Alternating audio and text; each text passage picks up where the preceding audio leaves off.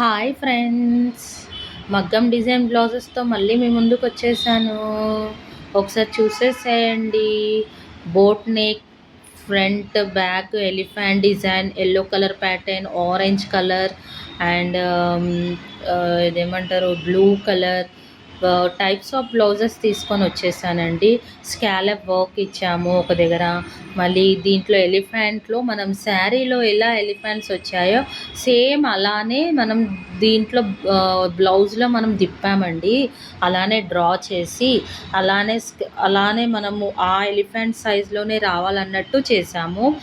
ఒక కస్టమర్ ఇవన్నీ కూడా ఒక్కసారి చూడండి.